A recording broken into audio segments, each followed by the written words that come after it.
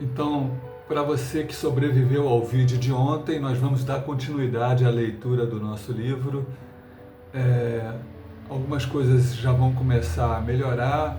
Eu mudei recentemente de editora, eu estava trabalhando com o Sony Vegas, agora eu baixei o DaVinci Resolve, que é um editor de vídeos gratuito, muito bom. Não estou fazendo propaganda não, é que eu ainda estou me acostumando com ele, então teve alguns probleminhas com áudio, a música deu uma estouradinha, eu não consegui fazer um fade out, são coisas, fade out, né, que fala, são coisas que eu gosto de fazer, foi isso que eu estudei produção e direção para cinema e TV, numa faculdade lá na Califórnia, na cidade de San Diego. Eu fiquei durante 2 anos residindo nessa cidade, onde eu pude fazer faculdade, entreguei pizzas, surfei um pouco. Tudo está num livro. Eu lancei ano passado um livro chamado Vida de Surfista, pensando o surf como modo de vida. É uma autobiografia. Também não estou fazendo propaganda, estou apenas querendo que vocês me conheçam melhor, tá? Então a gente vai dar continuidade ainda na introdução. Eu tinha parado no meio de um parágrafo e...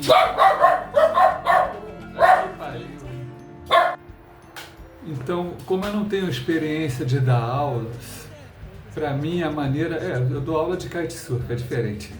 Como eu não tenho experiência de dar aulas de filosofia, para mim a melhor maneira de interagir com quem está me assistindo é com o livro na mão, é lendo, porque daí começam a vir as ideias.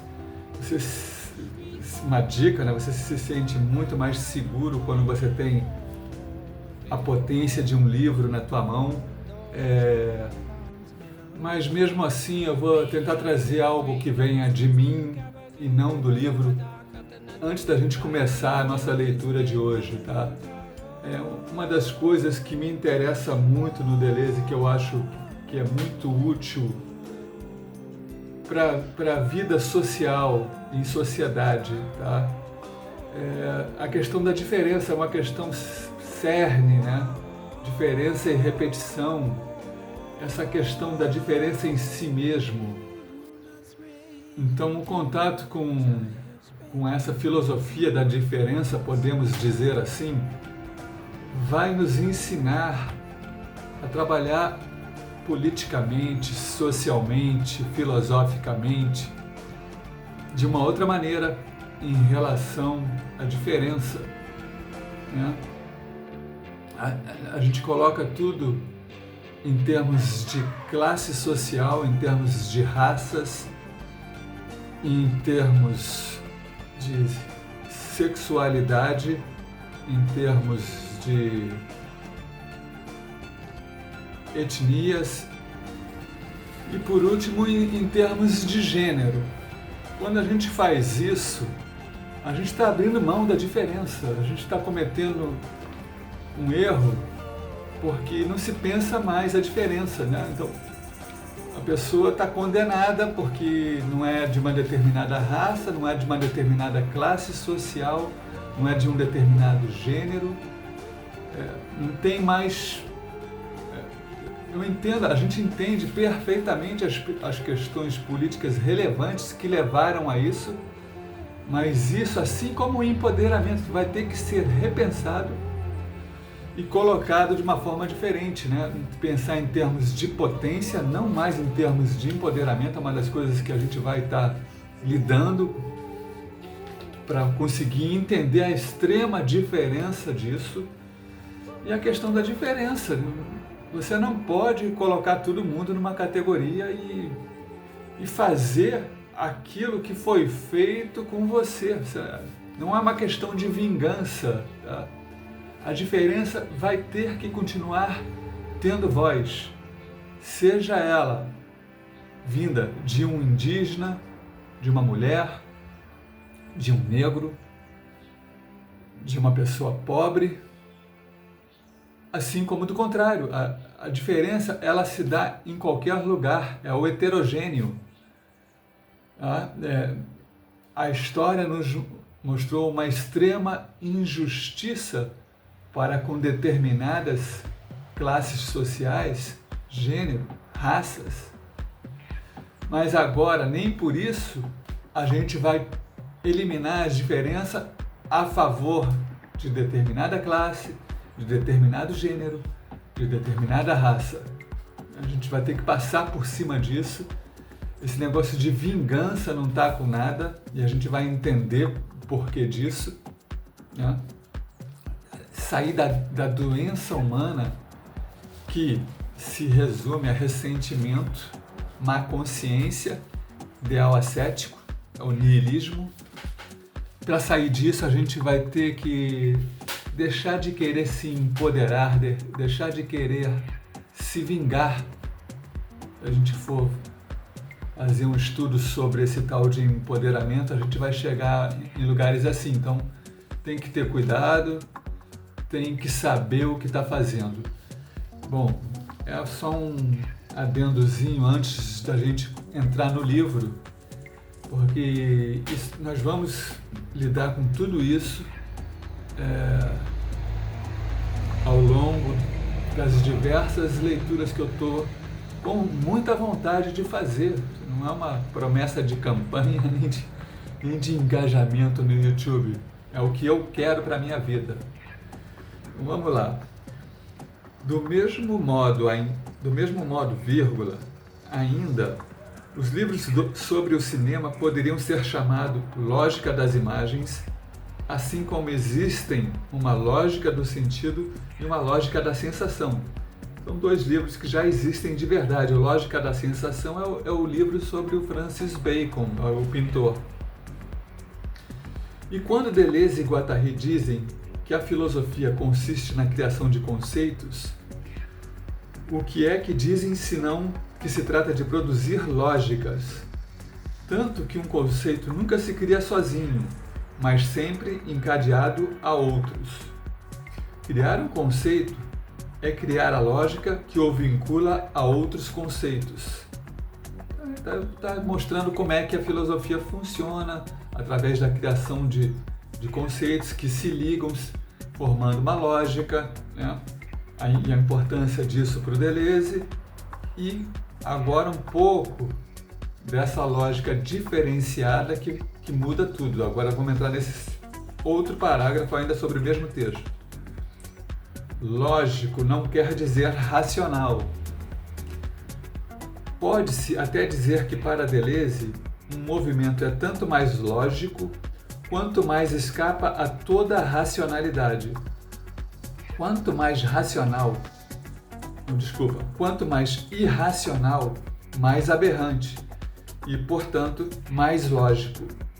Como os personagens de Dostoiévski ou de Melville, eles não podem apresentar razão alguma, embora obedeçam a uma lógica imperiosa. Dostoiévski, todo mundo conhece, o russo. Melville é o daquele da baleia, Moby Dick. Ele tem diversos outros livros e é bastante citado pelo Deleuze. Inclusive, o Moby Dick é uma obra muito reverenciada pelo Deleuze. Como os isso eu já li, né? Como mostrou o Zolbarishvili, para vocês entenderem, também era aluno do Deleuze. Ele já morreu bem jovem, em 2006, eu acredito. Ele fez um livro também, Deleuze, Filosofia do Acontecimento, muito bacana. Eu vou ler esse livro para vocês, junto com vocês.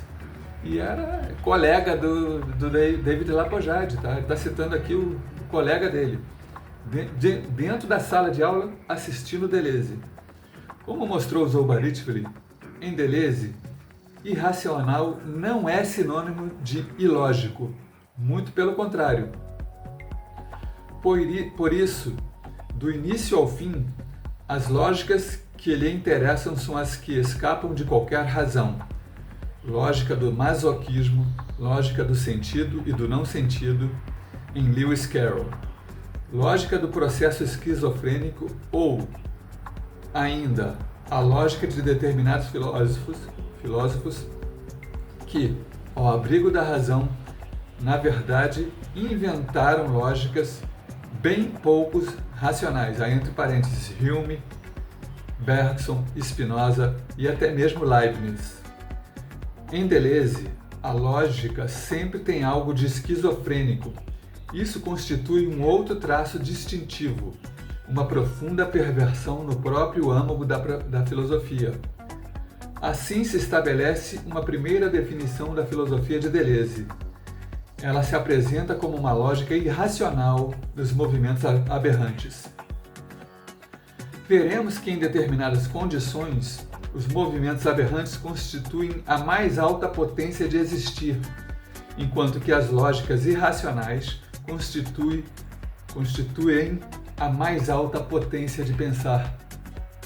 Então, me falaram ontem que eu estou parando excessivamente durante a leitura, então eu dei uma continuidade um pouquinho maior hoje, mas no geral eu vou estar parando mesmo. Isso aqui não é um audiobook, audiobook tem à venda na Amazon. Isso aqui é um trabalho que eu estou fazendo pessoal, para mim mesmo, como eu falei ontem, e que ao trazer as décadas que eu tenho de leitura desses autores, eu estou contribuindo também com um ponto de vista, uma perspectiva. Essas perspectivas, esses pontos de vista são o que constituem a diferença em Deleuze, tá? Então eu espero trazer algo de diferente, contribuir também para uma valorização da diferença. Não acho que eu tenha muito a dizer aqui sobre esse parágrafo, porque remete ao que já foi dito por mim na aula passada. Então eu acho que a gente pode seguir adiante. Se foi possível definir o empirismo como uma filosofia do homem comum, que se constitui através da regularidade das associações de ideia, da regulação das paixões, um homem de hábitos e de normas, em suma. Então, a filosofia de Deleuze não é um empirismo, ou pelo menos não um empirismo desse tipo. Então, está criticando o empirismo, né? Teve seu início lá no final do século XIX, se eu não me engano, e olha que eu sou historiador, hein?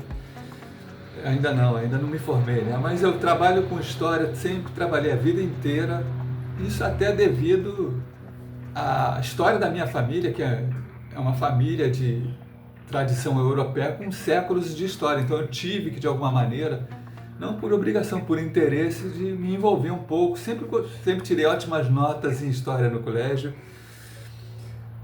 Então é uma coisa que me agrada muito, é a história.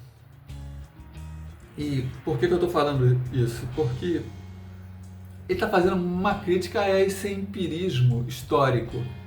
Esse empirismo que o Deleuze nos propõe vai ser também um empirismo, mas que funciona de uma outra maneira, como a gente vai ver aqui. Ele está dizendo que a filosofia de Deleuze não é esse tipo de empirismo, tá?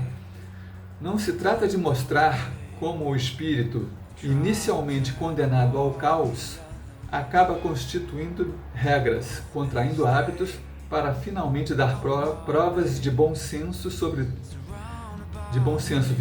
Sobretudo, se define o bom senso como o que vai do singular ao regular, do notável ao ordinário. Quer dizer, eles estão fugindo disso, não é isso que eles querem. Para Deleuze não pode haver filosofia do ordinário, do regular ou do ideal. A filosofia do ordinário é a morte da filosofia. Talvez aí assim, talvez a filosofia realmente acabasse, né? Talvez fosse realmente o seu fim. É preciso encontrar um outro nome: empirismo superior, empirismo radical ou empirismo transcendental, que ateste a necessidade de invocar outros tipos de movimentos demoníacos ou excessivos. Então, a gente pode dizer, e a gente vai ver isso mais para frente, que a filosofia do Deleuze e do Guattari, elas são um empirismo transcendental. Por mais paradoxo que isso possa parecer, vai fazer muito sentido para a gente, se a gente der continuidade até chegar as explicações que nos vão dar esse entendimento. Como lógico implacável, Deleuze é indiferente à descrição do vivido, do mais originário ao mais ordinário. Por isso, nele não se encontra nenhum exemplo tirado da vida comum. Em Deleuze não há garçom de café, nem açúcar que desmancha, nem mesa sobre a qual escrevo, nenhum apelo à experiência vivida. São exemplos de como que alguns filósofos se utilizam das suas vivências, do seu dia a dia, para explicar o que estão entendendo em suas filosofias. O Deleuze, pelo que o Lapojare está dizendo aqui, não se utiliza desses artifícios. A seus olhos, as filosofias do originário e do ordinário são ternas demais, sentimentais demais.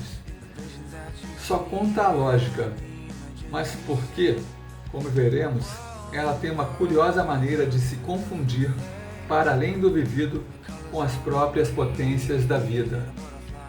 Então, é algo que vai entrar em contato com algo que não tem a ver com o vivido. Eu já vou adiantando, né? Ele está entrando já no virtual do plano de imanência. Não é este plano aqui terrestre, não é um plano de ideias abstratas. Esse plano de imanência, esse virtual, é onde se dão os devires, onde se constitui um corpo sem órgão, que são começando a trazer os conceitos inventados pelo Deleuze e pelo Guattari, e que a gente precisa saber como eles funcionam para poder entender a obra desses pensadores.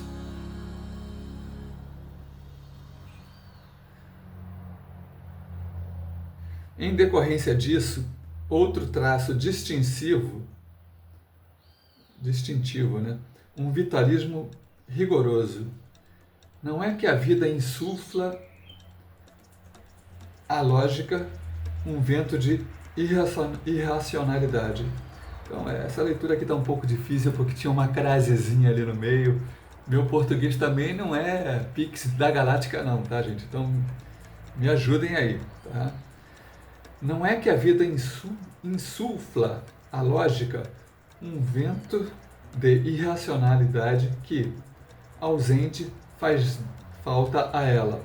Ao contrário, é que as potências da vida produzem incessantemente novas lógicas que nos submetem às irracionalidades delas. Então esse trechinho aqui, apesar da minha má leitura, ele é muito importante, porque aqui ele já está dizendo que a vida pensada como desejo, como vontade, ela não é algo que tem um ausente, uma falta. Aí nós já estamos começando a abordar a psicanálise, começando a abordar o Freud, o Lacan, mas são coisas que vai ter que ficar mais para frente. A gente está na introdução ainda.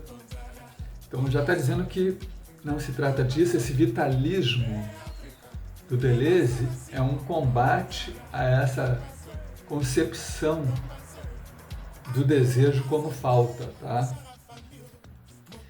Dizíamos que é sempre difícil resumir uma filosofia através de uma proposição geral ou de um traço essencial. Por exemplo, definir a filosofia de Deleuze como uma filosofia do uno, tanto quanto do múltiplo, uma ontologia dos fluxos ou um pensamento da imanência. Isso ele está falando exatamente aqui, ele está voltando exatamente para o primeiro parágrafo, foram as primeiras coisas que ele disse. Quem pegar o vídeo de ontem e ler exatamente o início da aula, da leitura, vocês vão pegar exatamente essa parte aqui. Dizíamos, esse dizíamos remete a essa parte do início do livro, tá? E aí é interessante, porque aquela parte começa a ficar mais clara. Por isso, continuar a ler, né? As dúvidas do início começam a ser esclarecidas mais adiante. Há uma razão para tanto, quer dizer, há uma razão para o que ele diz lá no início, porque a filosofia do Deleuze não é uma filosofia do acontecimento, disso ou daquilo, né? A gente fica assim, pô, mas por que o cara está falando isso? Há uma razão para tanto. É que se propõe a explicar Deleuze a partir de determinadas teses gerais, sem recuperar o problema efetivo de onde tais teses procedem. Aí está indo no âmago da questão, indo no problema, né? Você está começando uma filosofia com uma tese, olha, minha tese é essa aqui, porra, vai conseguir sim o mestrado, mas pô, pensamento não pode começar assim, ele tem que começar com um problema real. É estranho que as exigências fixadas por Deleuze sobre esse ponto tenham sido tão pouco consideradas. Claro que se pode reivindicar as declarações em que Deleuze se explica sobre o que quis fazer, mas por aí nos afastamos precisamente do problema de que dependem tais declarações. A advertência, porém, é muito clara. 2 pontos. Desde que esquecemos o problema, só temos diante de nós uma solução geral abstrata e um conjunto de teses independentes, portanto discutíveis, supostamente válidas para o pensamento do autor. 2 pontos. Deleuze, o filósofo do acontecimento, pensador da imanência, filósofo vitalista. 3 pontinhos. Uma filosofia consiste primeiro na posição e determinação de um problema. Olha a diferença, gente. E não nas noções ou conceitos que dele dependem ou que permitem resolvê-lo. Nenhuma das noções que acabamos de enumerar constitui um problema por si mesmo. Pelo contrário, cada uma é objeto de definições explícitas. Então, é uma parte aí onde o Lapojade está fazendo uso do pensamento. Realmente é uma questão a se pensar e muito pouco levada em consideração. Ele está criticando quem escreve sobre Deleuze a partir já de uma tese sem partir de um problema real. A gente vai aprender a pensar assim, tá? Então, vai parecer sempre arrogante as críticas que eu faço, pessoais. Entendam, eu não tenho motivo nenhum, eu não tenho raiva de ninguém. Eu sou uma pessoa muito feliz. Eu surfo todos os dias praticamente, só não estou surfando hoje porque não tem onda, tá? Não é porque eu sou rico, não. Financeiramente eu não sou rico. A minha riqueza vem desse contato com as potências de um pensamento que está atrelado às potências da vida. É isso que me torna rico. Os movimentos aberrantes constituem os signos do problema geral da filosofia de Deleuze. Mas qual é, precisamente, a natureza do problema? Qual é, portanto, o problema que os faz surgir, os faz serem buscados em toda parte? Antes de poder responder, talvez seja preciso distinguir 2 tipos de problemas ou de combates. Bom, isso aqui eu marquei, tá? Marquei porque é muito importante. É onde ele coloca o problema que está movendo todo esse trabalho, né? Ele quer saber quais são os signos do problema, né? Qual é precisamente a natureza do problema. O problema que faz surgir os signos, né? Então você entra em contato com os signos, que é uma coisa que a gente vai estar trabalhando o tempo todo em Deleuze, a partir de Marcel Proust e outros pensadores, em contato com os signos, saber que forças estão agindo ali, que vontade de potência. Aí é Nietzsche trabalhando em Deleuze, ou Deleuze trabalhando em Nietzsche. E aí muda tudo. Os problemas param de ser uma abstração mental, um embate egocêntrico entre titulados, para se tornar algo concreto. Quando se diz pensamento concreto, psiquiatria materialista, está se falando dessas coisas. Sair desse idealismo abstrato para um contato com as forças. A gente vai aprender aqui que as forças foram afastadas do pensamento, né? Se trabalhava com forças nos pré-socráticos, eles trabalhavam o pensamento, vamos dizer assim, em parceria com as forças, né? O pensamento era concreto. Isso foi abandonado em nome da abstração, em nome das ideias platônicas. E houve um retorno a isso em Nietzsche. Por isso que Foucault também é nietzschiano. Por isso que Deleuze e Guattari são nietzschianos. Se a gente tirar Nietzsche fora dessa jogada, acabou. Tá? Tem que ter o Nietzsche nessa jogada, assim como vai ter que ter o Spinoza. São fundamentais. Bom, ele estava dizendo aqui, eu vou voltar só um pouquinho, antes de poder responder essa pergunta importantíssima, a tese desse livro, né? Antes de responder, talvez seja preciso distinguir dois tipos de problemas ou de combates, pois frequentemente um problema depende de uma prova físico-mental que faz do filósofo um lutador, um dialético e confere aparências épicas ao pensamento. Este estudo poderia chamar-se de Deleuze Filosofia Épica. Em Deleuze, esse carinha também é um pouco chato, né? Vamos lá, me perdi aqui. Toda hora o cara quer mudar o nome do livro. Em Deleuze, há sempre um combate em curso, mas tal combate é de várias ordens. É preciso distinguir entre o combate como consequência de uma tese, aí tem um parênteses, um sistema de ataque e defesa que implica posições e argumentos, e aquele dos aliados, com os quais se abraça uma coisa. É o caso, aí está entre parênteses, é o caso de Hume, Bergson, Spinoza ou Nietzsche. Tá? Então, são dois tipos de combate, né? Aquele dialético, do qual eu estou fugindo desesperadamente, por favor, me ajudem, e aquele com o qual o Deleuze trabalha, o Guattari trabalham, que é em parceria.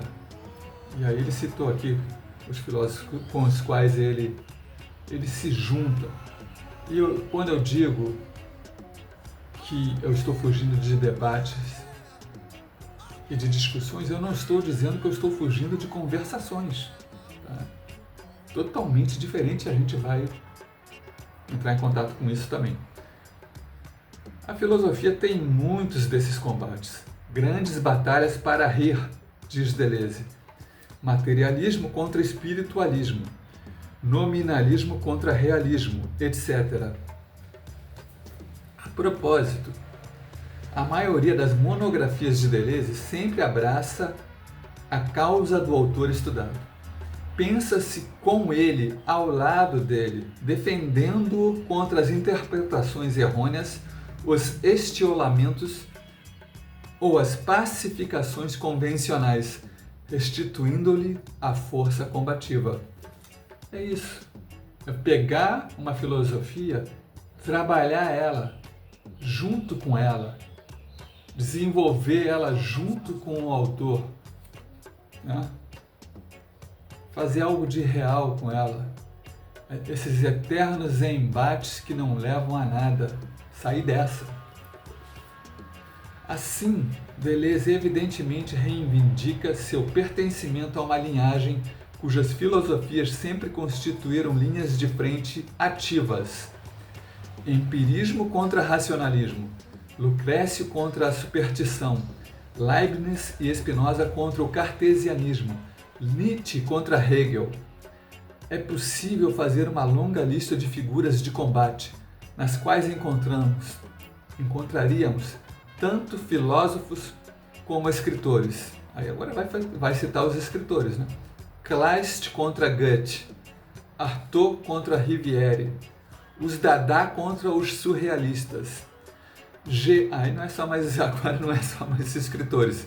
Geômetras, matemáticos, ciência nômade contra ciência real. E com Guattari, a linha de frente se estende ainda com a declaração de guerra contra a psicanálise. Tá vendo? Se brinca muito com essa questão da psicanálise, né? Pessoas que levam a sério Deleuze, mas nessa parte fazem concessões. Eu entendo. Os cursos, eles são dados para analistas e analisandos, né? Você vai lá e veja a lista dos seguidores. Psicólogo, psicanalista. São eles que estão lá, tá? Mas a gente não vai fazer concessão, não. Há uma guerra mesmo. Meu Deus, que gente, cara.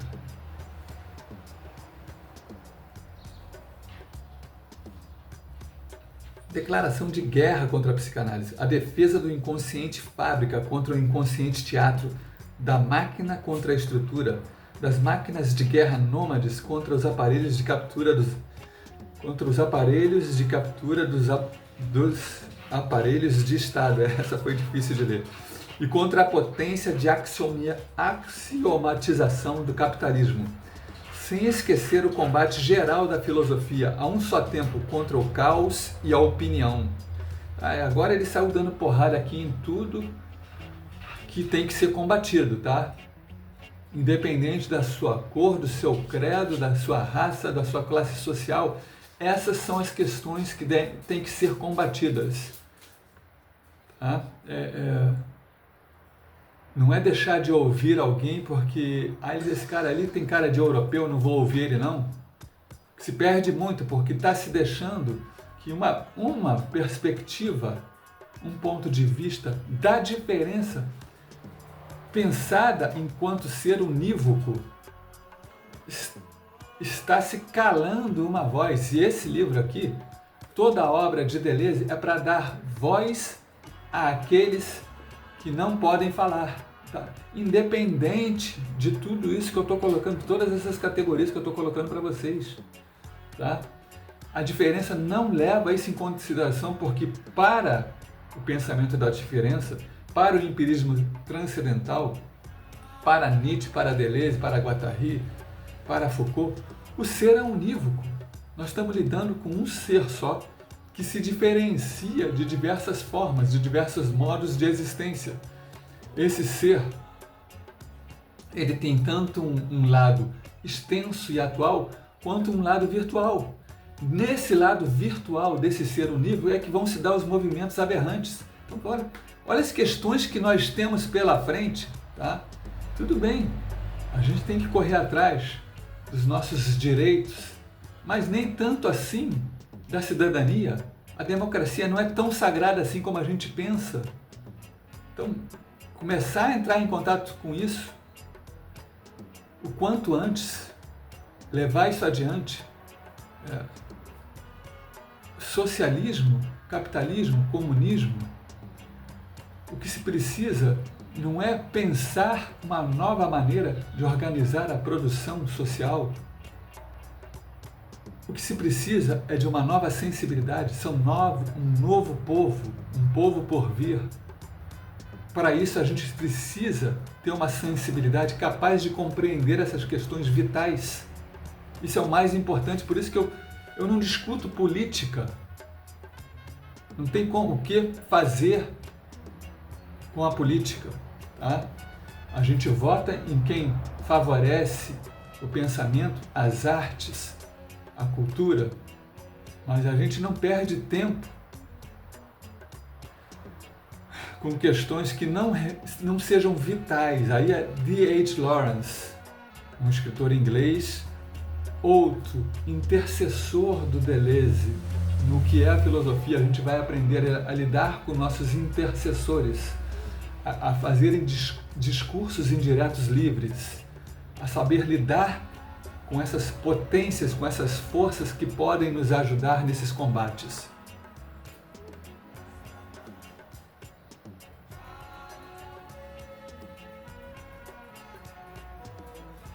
Em toda parte, o tempo todo, descrições de batalhas, de combates com inúmeros focos. Tanto que Deleuze e Guattari parecem passar de uma posição a outra, de uma estratégia a outra, de acordo com os platôs, os inimigos e os perigos. Os platôs é uma referência ao Mille Platô, onde em vez de capítulos vocês têm, parece que são 13 platôs, não me lembro, cada um remetendo a uma época no tempo, na história, e a temas pertinentes a esses platôs. Então, assim como o historiador contextualiza, na filosofia o Deleuze e o Guattari separam os acontecimentos e as épocas em platôs. Mas há um combate de outra natureza. Tá? Então ele tinha falado que ia nos apresentar 2 tipos de problemas. Antes de entrar no problema geral, que se a gente voltar um pouco, a gente vai se lembrar que era saber a natureza do problema. Os movimentos aberrantes constituem os signos do problema geral da filosofia de Deleuze. Mas qual é precisamente a natureza do problema? Qual é, portanto, o problema que os faz surgir, os signos, né? Os faz serem buscados em toda parte? A gente busca os signos para poder pensar, tá? Aí ele diz, antes de poder responder, talvez seja preciso distinguir 2 tipos de problemas ou de combates.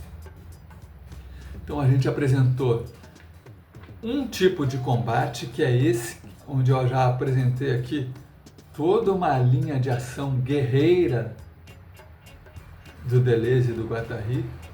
E agora nós vamos entrar no segundo tipo de combate, tá? Então pulou aqui um parágrafozinho e nós vamos agora para... Lembrando que eu estou lendo para quem talvez nunca tenha lido Deleuze, então a gente tem que ter um pouco de paciência para com os nossos colegas, tá? Mas há um combate de outra natureza, que não é mais consequência, mas princípio, e no qual o próprio pensador não é a consequência. Não é mais ele quem distribui as linhas de frente, as posições, o mapa geral dos confrontos. O Deleuze, ele detesta generais, mas aqui é um plano de guerra. Que engraçado. É sobretudo seu pensamento que se distribui, desdobra a sua topologia própria e original, em função do combate que nele se desenrola e do qual ele procede, sendo exemplar o caso de Nietzsche. Então aqui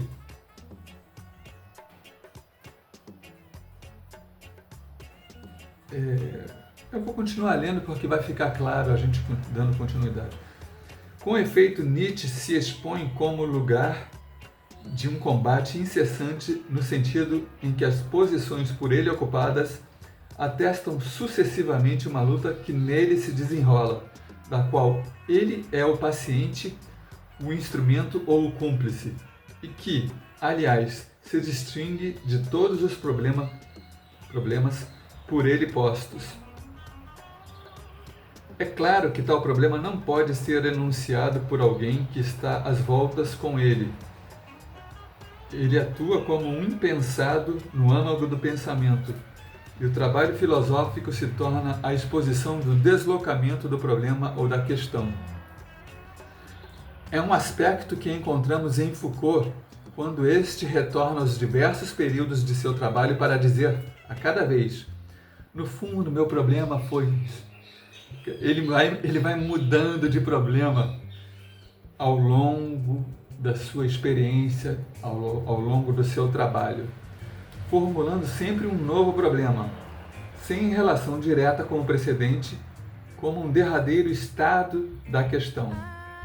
Pouco importa que se trate de reconstruções a posteriori, tais deslocamentos atestam a cada vez um combate que se desenrola nele e o faz ocupar uma posição sempre nova. Então esse tipo de combate, esse segundo tipo que ele pediu para a gente observar antes de entrar no problema central da questão dos movimentos aberrantes, esse segundo combate é contra nós mesmos. Nietzsche contra ele mesmo, Foucault sempre recomeçando, sempre começando de novo. Com quem que o Foucault está brigando? Com ele mesmo. Como diz Deleuze, não se trata mais de um combate contra os outros, mas de um combate contra si, em que é o próprio combatente que é o combate, entre suas próprias partes, entre as forças que subjugam ou são subjugadas, entre as potências que exprimem essas relações de forças, no qual não se luta contra os outros, sem também lutar contra si mesmo. O ponto de vista não é mais o mesmo. O pensador então é condenado a uma necessária solidão, como foi o caso para Nietzsche.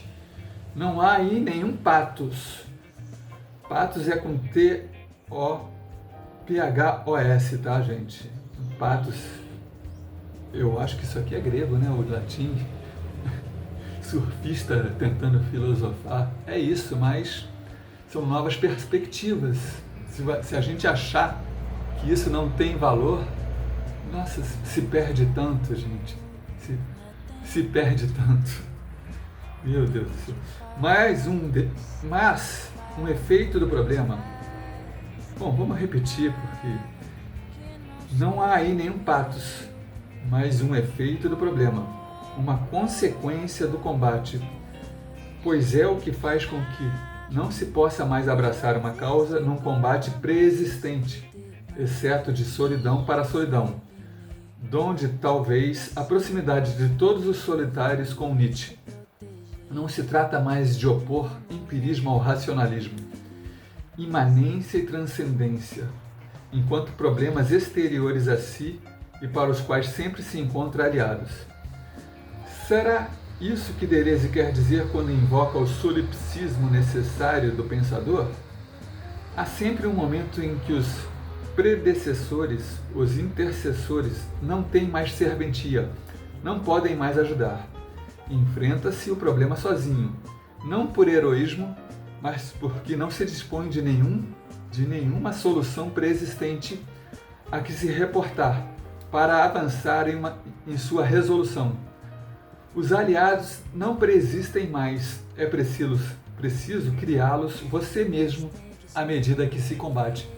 Eu acredito que eu esteja nesse momento na minha vida, tá? Eu me afastei do Ulisses Isidoro, que sempre convivi com ele ficou hospedado na minha casa diversas vezes, eu fiquei hospedado na casa deles em Petrópolis diversas vezes, a gente se afastou e eu estou tendo que desatar meus próprios nós, tive que combater a mim mesmo, as forças agindo dentro de mim mesmo, é por isso que a gente vai ler o Nietzsche e a Filosofia juntos, é um livro pequeno e fundamental, onde a gente vai ter elementos para fazer esse combate contra as forças reativas que agem em nós.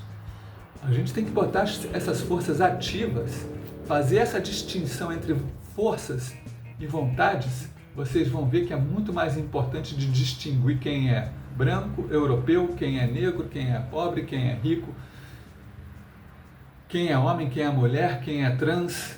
Vocês vão ver que não é por aí que se passam as coisas, que essas questões são pertinentes dentro da sociedade, lógico, vocês devem combater e devem resistir, devem agora fechar os ouvidos porque a pessoa não está na sua classe, não está no seu partido político.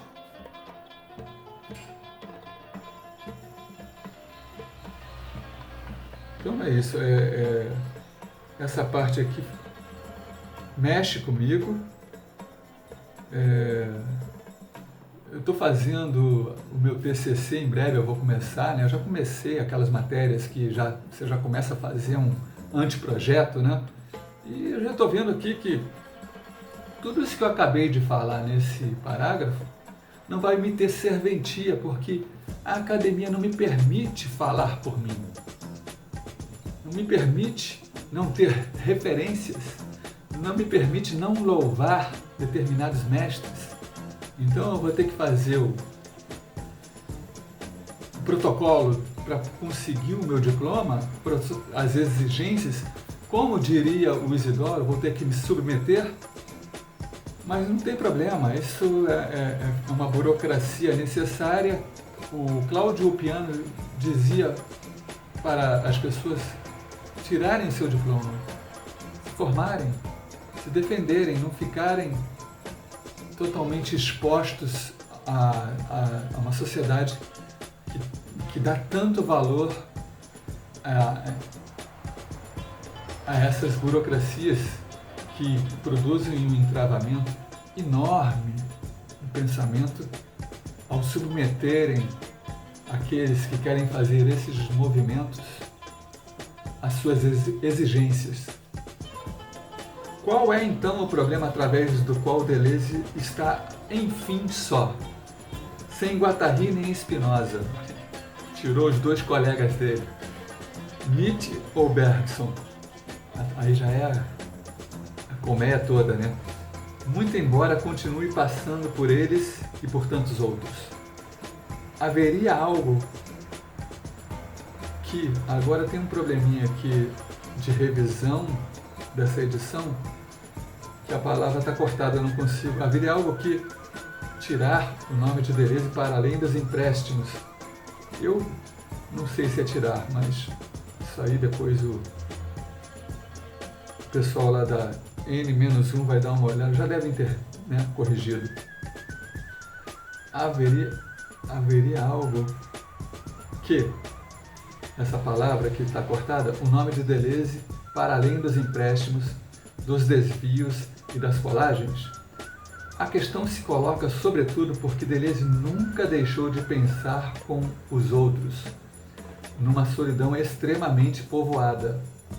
Os paradoxos vão estar sempre juntos ao pensamento de Deleuze, tá? Não vamos tentar achar contrassenso nos pensadores, porque aí vocês estão indo contra o próprio pensamento. Que se considere o exemplo de diferença e repetição. A respeito do projeto geral do livro, já se disse que consistia em conferir ao estruturalismo sua filosofia transcendental. Não foi Deleuze, aliás, quem atribuiu tal tarefa à filosofia? Desse ponto de vista, diferença e repetição não colocaria o problema dialético de uma totalização dos saberes no interior do estruturalismo? Pode-se supor, com razão, que a estrutura designa um novo modo de unificação dos saberes e que a ela corresponde a essa totalização, ambição sempre reivindicada por Deleuze, na medida em que permite juntar desordenadamente matemática e biologia, literatura e ciência física, sexualidade e política, segundo uma espécie de mathesis universalis.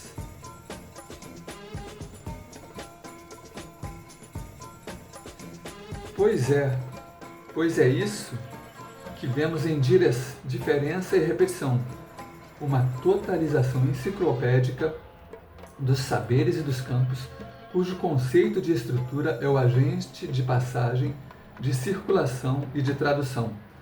Ocorre que ficaria então incompreensível porque o projeto se ordena em torno dos novos conceitos de diferença e de repetição. Pode-se insistir sobre o estruturalismo de Deleuze e mais tarde, em seu trabalho a dois com Guattari, sobre seu maquinismo, e tudo com razão. Mas o que há de propriamente deleuziano, antes de tudo esse gosto pelos movimentos aberrantes, que constitui seu problema específico e talvez até mesmo a razão de sua colaboração com Guattari. O estruturalismo e posteriormente o maquinismo servem antes de tudo para formar as lógicas que dão razão a tais movimentos aberrantes. Então, é um parágrafo difícil, onde ele já começa a abordar o estruturalismo. Nessas primeiras obras, Diferença e Repetição, o Lapojade está dizendo aqui que Deleuze trabalhava junto com o estruturalismo, com esses objetivos listados aqui nesse parágrafo, e com o encontro com o Guattari, ele vai migrar para o maquinismo e, inclusive, tecer críticas e trabalhar, de uma certa maneira, desconstruindo algumas noções do estruturalismo para que esse maquinismo seja o modo operante do pensamento deles.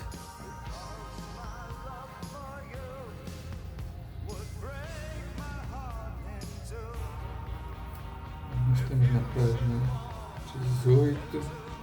Dá para a gente seguir mais um pouco. Vamos lá, porque eu gosto de ler um pouco a página que eu vou ler para vocês, eu gosto de ler ela antes, já para ir suscitando ideias e comentários. Determinar o problema consiste, primeiro, em estabelecer o próprio fato dos movimentos aberrantes. Agora ele vai entrar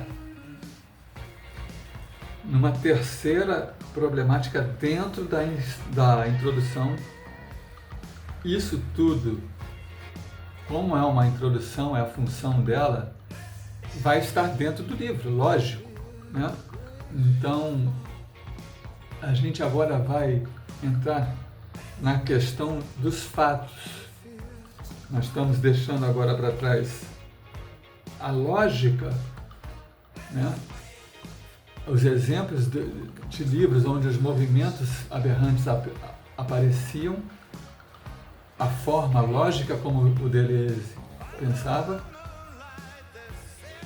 e vamos começar a trabalhar dentro do problema central que ele levantou e que eu disse que antes era preciso distinguir dois tipos que eu acabei de listar de problemas. Agora nós vamos entrar naquilo que vai nos ajudar a determinar o problema. Então, a quid facti, a questão do fato. Tal questão se coloca tanto mais se admitirmos, com Deleuze, que esses movimentos aberrantes ultrapassam qualquer vivência, superam qualquer experiência empírica. É aquilo que eu estava falando sobre o virtual, plano de imanência, e o atual, tá? Não se está mais falando sobre aquilo que acontece em nossas vidas enquanto vivos, enquanto matéria extensa, e sim nesse campo virtual que vai ser fundamental que a gente entenda essa distinção entre virtual e atual para conseguir chegar nos movimentos aberrantes. Com efeito, acaso Deleuze não afirma que os movimentos aberrantes nos transportam para o que há de impensável no pensamento, de invivível na vida, de imemorial na memória, constituindo o limite ou o objeto transcendental de cada faculdade? É isso que eles têm de profundamente aberrante. Excedem o exercício empírico de cada faculdade e forçam cada uma delas a se superar rumo a um objeto que a concerne exclusivamente, mas o qual ela só atinge no limite de si mesma. Pois então, o que atesta o invivível na vida, o imemorial na memória ou o impensável no pensamento, se eles permanecem inacessíveis, se as faculdades, em seu uso empírico, não podem atingi-los? Será que pelo menos eles têm uma existência verificável? Essa que é a questão do fato. Então, para a gente entender os movimentos aberrantes, a gente vai atender, ou vai ter que entender que fatos, né, nos provam a sua existência, o que eles são, qual é o fato que constitui eles. É sobre isso, tá? E isso vai estar permeando toda a obra.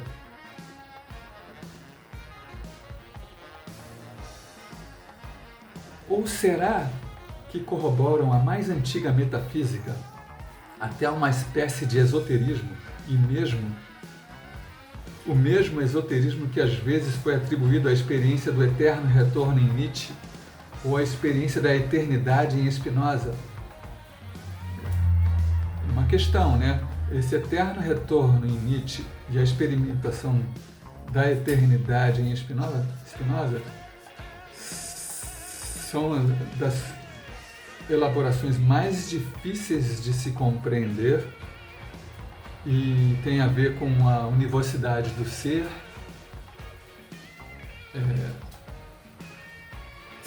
É o cerne da questão e muitas vezes é criticado. Por quem? Pela academia, pela filosofia clássica, né? Pô, mas isso é um esoterismo, isso é uma metafísica incompreensível, né? No entanto, é o pensamento concreto em ação. Não há nada de abstrato nisso. Essa incapacidade de compreender as multiplicidades moleculares que constituem esse campo virtual. Ele não tem uma existência em extensão, mas eles são reais, tá?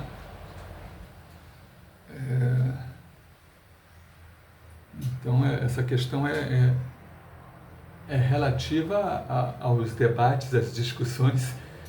Lapojade também tem que se defender dessa turminha. Essa é a suspeita que pesa sobre as experiências limite. Quando a gente está falando das experiências limite, a gente está falando sobre os movimentos aberrantes, tá? A questão se coloca da mesma maneira para os processos esquizofrênicos descritos em O Anti-Édipo, para a experimentação dos devires ou do corpo sem órgãos, descritos no Mil Platôs, sobre o qual Deleuze distamente dizem: ao corpo sem órgãos não se chega, não se pode chegar, nunca se acaba de chegar a ele. É um limite. Quer dizer, como que as pessoas, né, com aquilo que elas têm, a filosofia ainda atrelada à verdade, ainda atrelada ao racionalismo, uma filosofia talvez nem tanto mais cartesiana, mas ainda amarrada ao existencialismo, ainda de alguma forma presa ao estruturalismo, invadida pela psicanálise, que invadiu diversos outros saberes, amarrando eles por dentro. Não se faz concessões a isso.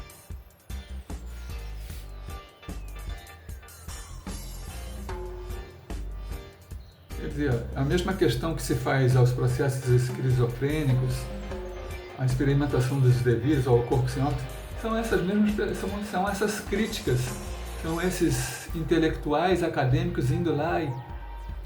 Só que não dá, gente, é porque é um outro plano, é uma outra maneira de pensar, a gente fica olhando para aquilo, eu não vou entrar nesse debate, eu já saí. Esse plano de organização onde eles estão, ele é necessário, ele é pertinente, é ele que faz o homem ir para a lua, é ele que faz a economia se mover, tudo funcionar. Mas a gente não pode se reduzir a isso. Assim como não se pode reduzir o ensino à formação de cidadãos.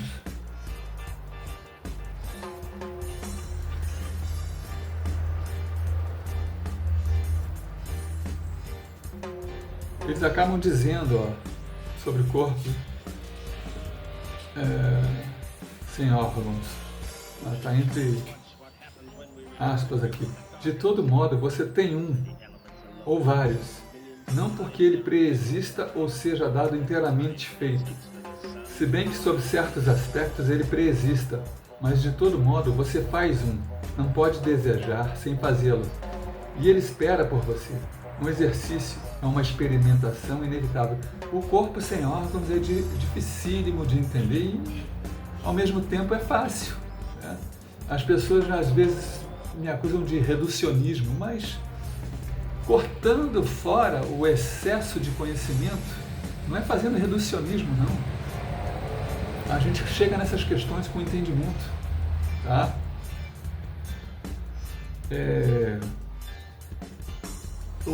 Produzir um plano é produzir um corpo sem órgãos.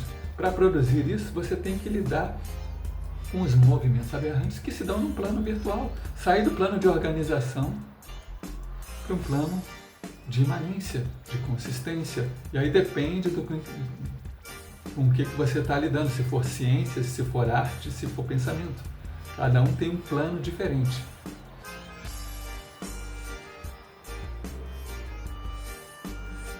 Como o corpo sem órgãos pode ser ao mesmo tempo uma experimentação inevitável e um limite inacessível? Em todos os casos, uma única questão se coloca: quid facti? Qual é o fato que pode nos mostrar o funcionamento, como construir um corpo sem órgãos, o que são os movimentos aberrantes?